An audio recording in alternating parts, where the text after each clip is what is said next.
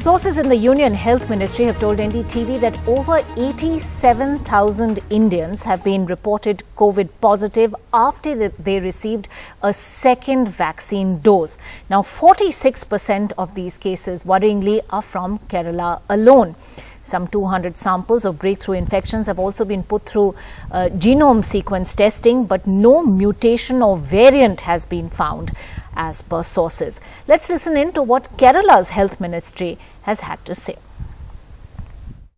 We are trying to conduct maximum number of tests to identify every single case.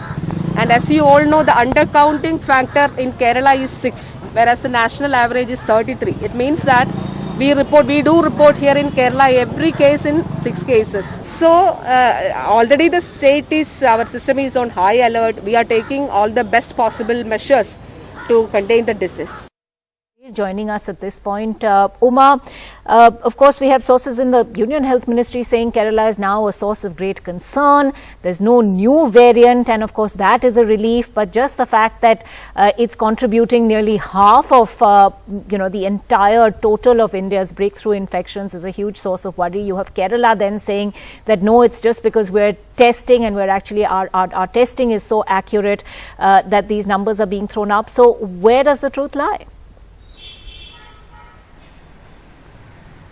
Ankita, the Union Health Ministry is telling us that 50% of all COVID cases, not just 50% of all COVID cases, but 50% of all the breakthrough infections are coming from Kerala, which means that people have got more than one dose, which is both the doses, fully vaccinated people. If there are 87,000 people in the country who are fully vaccinated and then COVID infected, at least 46% of them are from Kerala. We do know these numbers from Kerala itself, that 80,000 people who have got 1 dose of vaccine have got COVID infected, and 2 doses of vaccine, 40,000 people have got infected. Kerala itself says that it is not worried about breakthrough infections. In fact, Kerala's COVID task force member, Dr. Anish, who I spoke to, is saying that their target is that they are hoping that 70 to 80% of all new infections should in fact be breakthrough infections. And he says we are hoping to come to a stage where all whatever the new infections may be, they should all be breakthrough infections. The logic is this, Ankita, that when the vaccinations happen and then the infection happens post that, the cases are very, very mild, and he says it's because we have very good contact tracing and we are able to trace these infections. That's the reason why we are reporting better numbers. And as the Health Minister Veena George was also mentioning, that the detection in Kerala is much higher than anywhere else, and in fact the state is working to a condition where all the cases will become breakthrough infections. Already you know that Kerala is among the high vaccinating states. 1 in every 2 people in Kerala has got at least 1 vaccine, right, and 1 in every 5 has got both the vaccines. And their logic is that if all of them are vaccinated, whatever the infections that come will all be mild infections, and right, therefore they will be manageable, and it will become like a common flu in fact situation, right, and so not a crisis at all. Then. Back to you. All right, Uma, thanks very much indeed for clarifying all of that. Let's take this across to the experts on our show today. Dr. Padmanabha Shenoy, rheumatologist and immunologist in Kochi, joining us on the show. Also, Dr. Rajeev Jayadevan, Vice Chairman, Research Cell, IMA. He's also a member of the National IMA Task Force on Coronavirus. Thank you both very much. Dr. Shenoy, Dr. Jayadevan, let me begin by asking you, we've heard 2 very different accounts just now. The fact that all these breakthrough infections, 87,000 recorded nationally, and we're talking about people who've had 2 vaccine doses, 40,000 of them from Kerala alone. Kerala says this isn't something to worry about because these infections have all been mild. The numbers are high because of the kind of contact tracing they're doing. Your thoughts? Okay. First, for our viewers, let me translate what these things mean so that they can follow the discussion. Imagine that the COVID vaccine is being put through an examination that has 2 subjects, mathematics and English. It scores 100% in math, but gets just pass grade in English. Now, what I mean here is vaccines are scoring high marks when it comes to preventing severe infection and death all over the world, but they are not doing very well or just scraping through the pass grade when it comes to preventing the virus from entering the body, that is, in the nose and throat. Severe disease is caused by lung COVID, and nose COVID is a milder form. I hope you see the difference. So vaccines are not very good at stopping the virus from getting into your nose, and that is a well-known fact. And we are seeing that on the ground in Kerala. We saw that earlier from the publications from major institutions like CNC Vellore and so on, that about 10% of healthcare workers got infected by the month of May during the Delta surge. And why is that? In spite of 2 doses of vaccination. It's simply because of greater exposure to the virus, but they were not getting sick. None of them got sick. None of them required oxygen or ICU support. Right. So back to your question. So what we see here, as any population in the world gets vaccinated, the percentage of people who are vaccinated will increase. And along with that, since the number of people who are vaccinated will also increase, the number of people who get breakthrough infections also will increase. I believe that is what Dr. Anish had mentioned. Right. But by the time you translate it for the viewers, these percentages and absolute numbers can be a little confusing. So let me take you through a hypothetical example. Imagine a town with 100% vaccination coverage, and about 10 people get breakthrough infections, mild common cold infections, and the town's contact testing is so good that they pick up all 10. Now, when they look at all 10 had received vaccine. So the breakthrough infection rate, if you look at the total numbers, 100%. You can say 100% of people who got infected in that town were vaccinated. So someone who hears this 100% will think, wow, vaccines are failing. No, that is not true. That's the difference between percentages and absolute numbers. So, Dr. Shenoy, then is it important to see how many of these are severe cases which actually need hospitalizations and interventions before any kind of alarm is raised over this? I mean, after all, we do have sources at the Union Health Ministry saying they're concerned about these numbers. Where is this concern coming from then? And, what should it mean in terms of epidemiological interventions? Are they needed? Yes, I think what is most importantly we should understand is that vaccines, as Dr. Rajiv said, are not doing very well in preventing infections. We have seen in US, we have seen in UK, we have seen in Iceland. In these waves, although the cases are going up, let us take the example of UK. When the cases are post-vaccination, they have vaccinated 60-70% of their population. The cases are surging. Cases are surging to 30, 35,000, 40,000. During the previous wave, when there were 35,000, 40,000 cases, around 700 to 800 deaths used to happen.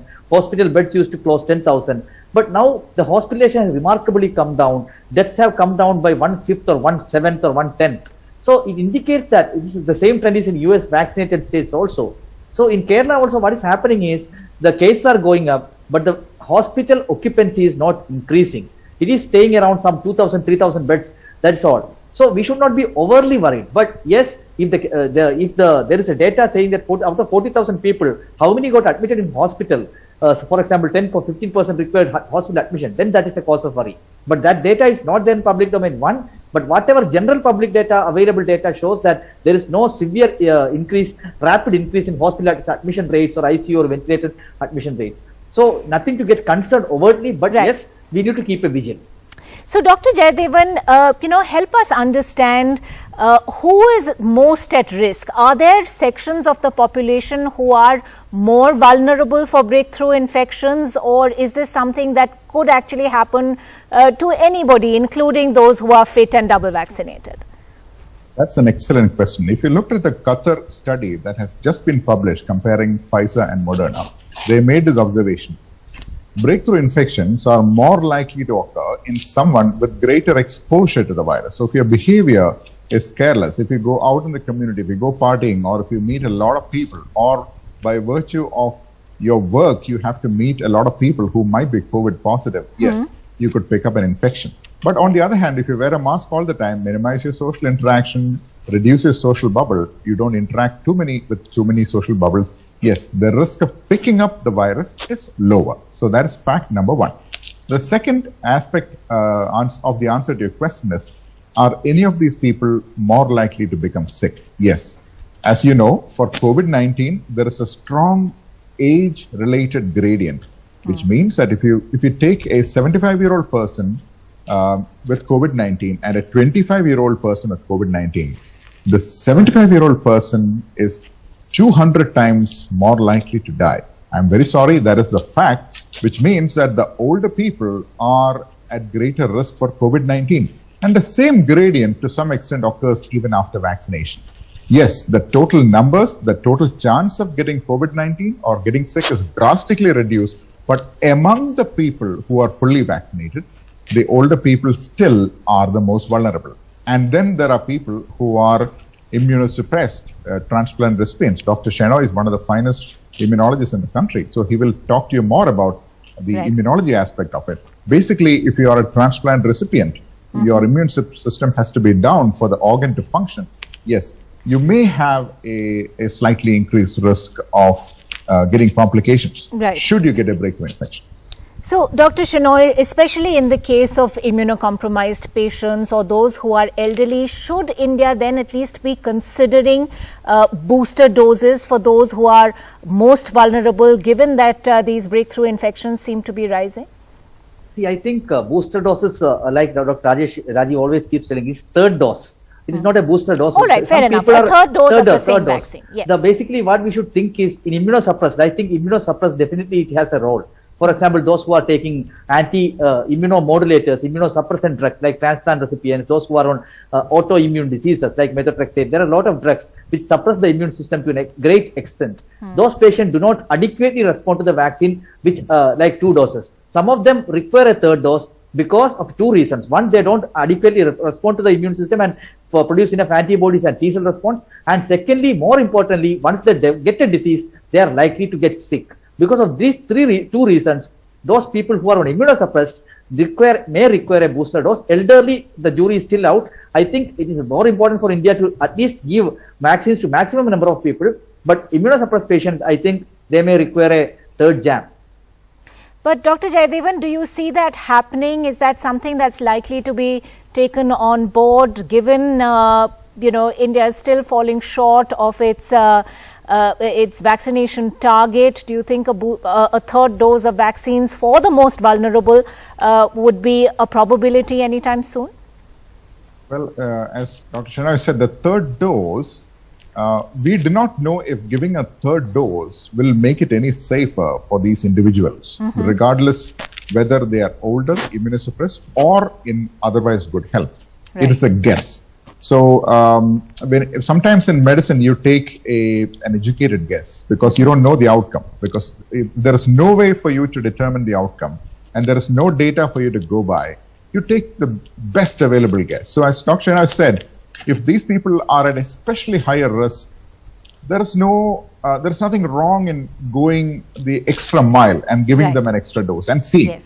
I don't see a dire emergency or dire need to rush and vaccinate everybody in that segment with a third dose. We will get plenty of published information in the next 6 months or so to see how these people are doing. But meanwhile, as you rightly said, it's more important to give everybody a life jacket. Quoting Michael Ryan from WHO, he's given a viral quote. First, give everybody a life jacket, and then think of giving somebody 2 life jackets to save people from drowning. That's a wonderful analogy, Dr. Jayadevan and Dr. Shenoy. Thank you both so much for being on the program.